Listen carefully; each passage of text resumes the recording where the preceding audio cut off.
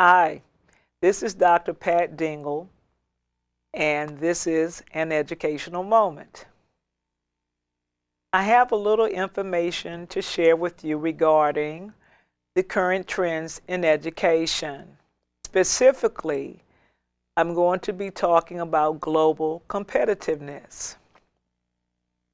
The time really has come for American students to be very vigilant about their studies.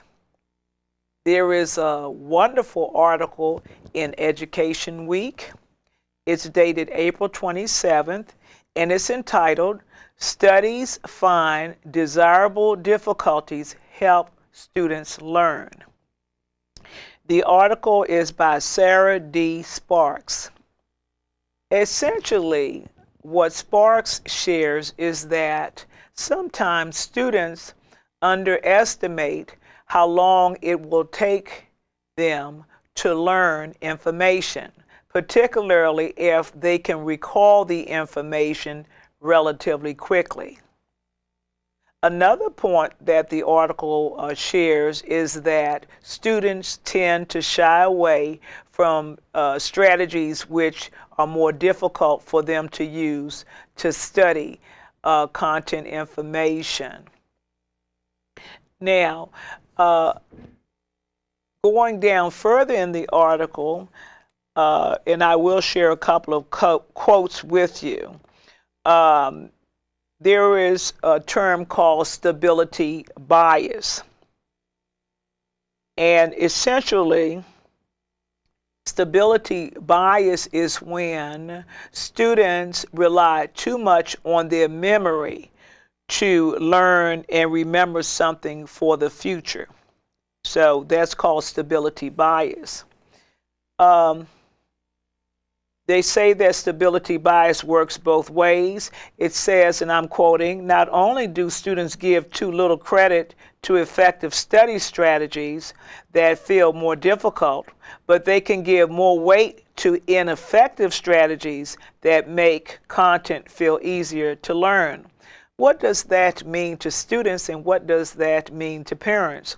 Well, in my opinion, it means that parents need to stress very good study habits and encourage your children to study even though the method may be difficult. For example, studying over a period of time, not cramming for tests, reviewing their notes daily is very important. In this particular article, I hope that you do go online or go to the library and read it. But they also, in this article, give strategies, successful strategies for studying. To be fair to the readers and the publishers of Education Week, I am not going to take all of the information out of the article because that would not be ethical, but I just wanted to share a brief overview. Now, there is a section in here which talks about teachers, and this is in keeping with what is used in our local school system, and it says that teachers should design assignments which are challenging to the students. And this is an ideal way of working with the students, and when you're designing an assignment that you really want them to learn something, to make sure that the students are challenged. Now, Robert Bjork, is capital B-J-O-R-K, director of the Learning and Forgetting Lab at UCLA, has a term called desirable difficulties. And this is essentially what, when you have a challenge in an assignment, this is a desirable difficulty. This is a way to get the students to learn more, is to challenge them and to have desirable difficulties to encourage them to learn. So again, I recommend the article highly. Tonight I want to talk about global competitiveness. I had an opportunity recently to speak with parents at the Kenmore Middle School PTA, and I certainly want to thank Ms. Holmes and also thank Ms. Belial for allowing me to speak at the PTA meeting.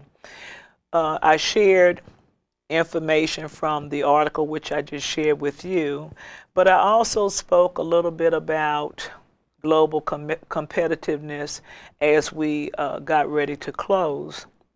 And the point I made is that American students do need to be concerned that they are working to their full and best potential.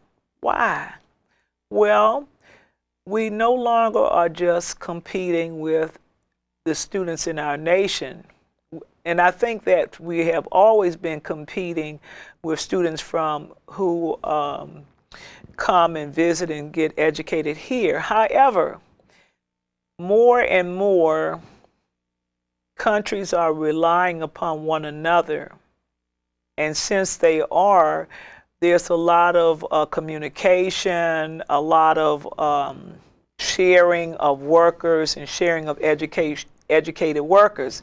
As a matter of fact, I think that I mentioned some time ago that there is a push to pass a law to allow more workers from overseas to come to our nation to fill jobs which some of the business executives and business owners are saying that they cannot find here. In other words, the American workforce is not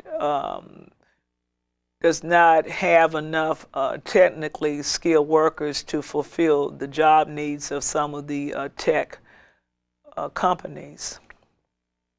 To this extent, certainly we want the children in our community to have jobs. Therefore, they must qualify themselves and they must educate themselves and train themselves and apply themselves essentially so that they can have careers and that they can take on jobs. The president talks a lot about renewable energy, and I know that I read about a training program in Maryland training young people for these jobs in the renewable energy. So I encourage students to look into that and parents.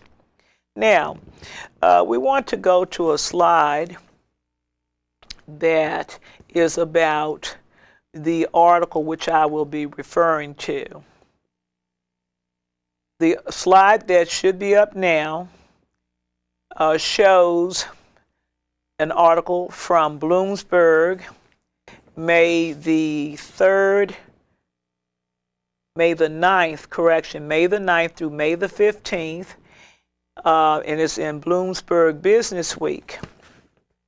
And the article is entitled, a slide is up now so that you can follow along, U.S. College Tech Prep in China is A, turning Chinese kids into the latest threat to American competitiveness, B, a hugely profitable legitimate business, C, a crash course in cheating, D, a source of revenue for American colleges, E, all of the above. The article is by Daniel Golden. I would like to say to our audience, I believe that we should be concerned about the competitiveness and making sure our children are competitive globally. In this article, it essentially talks about a company, a test preparation company in China called New Oriental. The CEO and founder of the company is Michael M. Yu. And initially this company used, and I want to try to explain this to the best of my ability, but in the article it lays out that initially this company was using test questions or was using intellectual property from the SAT and then teaching Chinese students this information. My understanding today is that this is no longer happening. However, they are using some questionable techniques as it relates to strategies used to get high scores on standardized tests like the TOEFL and also the college SAT. Why should that concern us? I think it should concern you because New Oriental is able to help students reach unprecedented numbers, I mean very, very high scores on these tests, as well as these students who are making these scores are coming over to the United States to be educated. So we know a lot of times getting into institutions is very competitive. So this does impact our students. Let me give you an example of what I'm talking about. In the article, and I don't see the page number on this page, but it is in Bloomsburg Business Week. On the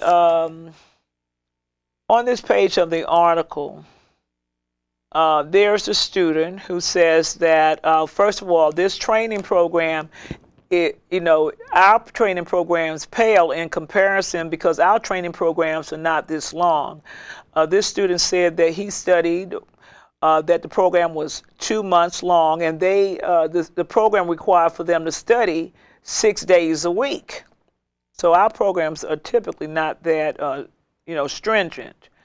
The student said that in this particular article, the student was able to score 680 out of 800 in the writing, and 590 out of 800 in critical reading on the SAT, and then made 770 on the math portion. And my understanding is that would be 780 points out of 800 points.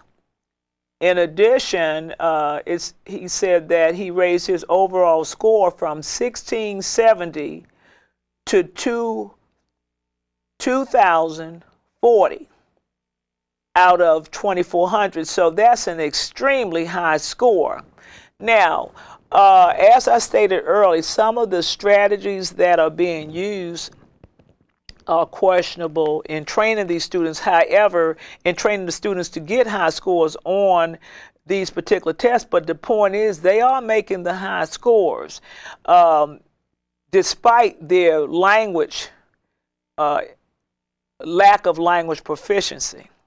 So coming after they come over to the United States, to the colleges, sometimes they're not doing well at the college because they really cannot speak sufficient English to, pass the course. But when they are trying for admission, they have the scores. So how does that relate and how does that impact our students? One, again, scores are used a lot to admit students to college.